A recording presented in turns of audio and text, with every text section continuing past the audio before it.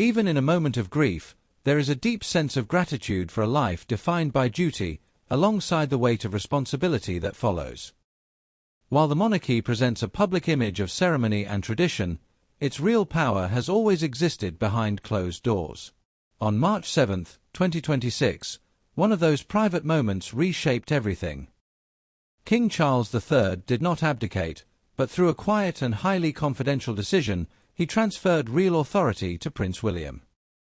By signing letters patent in the early hours of the morning, Charles granted his son final control over key matters such as security, finances, and crisis management, effectively placing the future of the monarchy in William's hands. This dramatic shift was driven by an internal crisis rather than external pressure. At the center of it was Queen Camilla, whose actions were seen as a threat to the institution's stability. Prince William reportedly presented evidence to the king showing that Camilla had maintained private contact with individuals connected to the Andrew and Epstein scandal. For William, this was not just a reputational issue but a serious security risk. Any association with figures linked to financial or legal controversy created vulnerabilities that could be exploited, putting the monarchy in danger. The confrontation between Charles and William was brief but decisive.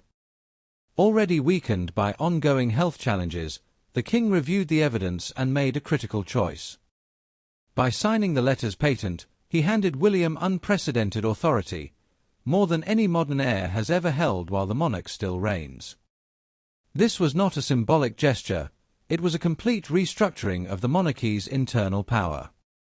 The consequences were immediate. While Camilla retained her title as Queen Consort, her influence within the palace was significantly reduced.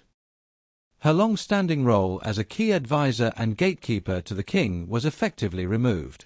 This shift highlighted a deeper conflict between two opposing perspectives.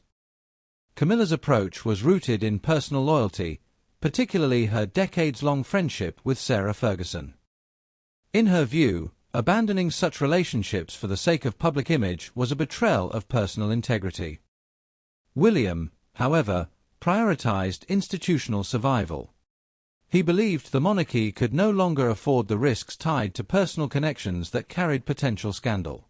This moment also marked the rise of a new strategic direction for the monarchy. Prince William's vision emphasizes control, accountability, and zero tolerance for associations that could damage public trust.